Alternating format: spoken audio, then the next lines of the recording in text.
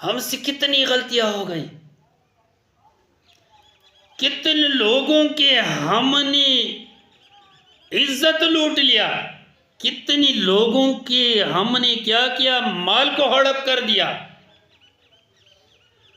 اور اللہ تبارک و تعالی کے ساتھ بھی دھوکا، یخادعون اللہ وهو خادعهم، ہم اللہ کو دھوکا دیتے لیکن ہم اپنے آپ کو دھوکا دیتے، یہ اللہ کو دھوکا نہیں دینا ہے۔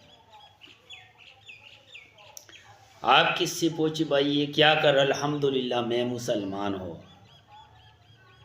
اسلام کے لیے شرائط ہے۔ اب شکر ہے کہ قرآن نازل ہونا بند ہو گیا، اور اللہ جانے کہ ہمارے نام منافقوں میں ہوتا تھا یا کافروں میں ہوتا تھا۔ میرے بھائیو، دین کے لیے قربانی کی ضرورت ہے، قربانی کی۔ دین قربانی کا نام ہے۔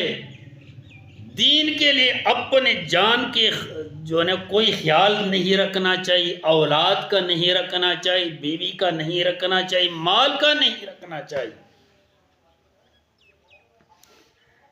ہم آرام سے گھر میں بیٹھے ہوئے اللہ اکبر اذان سن کے مسجد میں آتے ہی نہیں۔ حالانکہ رسول اللہ صلی اللہ علیہ وسلم کے دور میں منافقین بھی نماز پڑھتے تھے، اس کو بغیر نماز کے اپنے آپ کو یعنی شرم محسوس کرتے تھے، ہم وہ شرم بھی محسوس نہیں کرتے۔ میرے بھائی دیکھو، اس وقت کی عورتوں کی قربانیاں